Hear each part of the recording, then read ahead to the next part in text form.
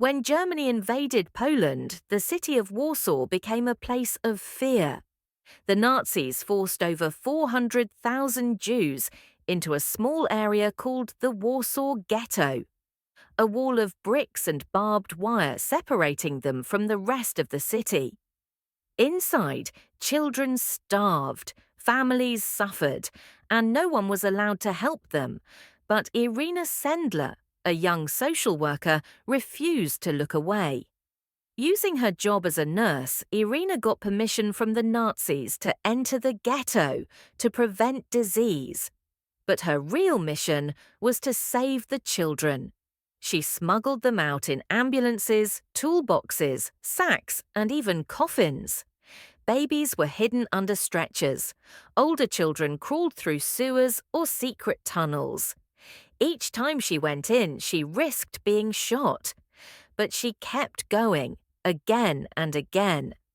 Irina knew that one day the war would end, and those children would need to find their families again. So she wrote down every child's real name and their new identity on tiny scraps of paper. She hid the papers inside glass jars and buried them beneath an apple tree in her garden. Those jars held the future of 2,500 souls. In 1943, the Nazis discovered her secret network. Irina was arrested, beaten, and tortured. They broke her legs and arms, but she refused to tell them a single name. Even as she lay bleeding, she whispered to her friends, "The children must live." On the day she was to be executed, something unbelievable happened. Members of the resistance bribed a guard, and Irina escaped, vanishing into hiding under a false name. She spent the rest of the war continuing her mission in secret.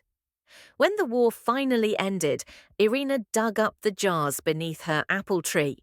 One by one, she reunited children with what was left of their families. Many never found anyone, but they had a chance to live, to grow, to dream.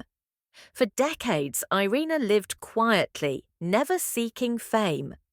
In 1999, when students discovered her story, the world finally learned what she had done. When asked how she found the courage, she said softly, "I was taught that when someone is drowning, you must try to save them, even if you cannot swim." In a time when the world had lost its humanity, one woman reminded us that kindness is stronger than hate, and even a single heart can save thousands.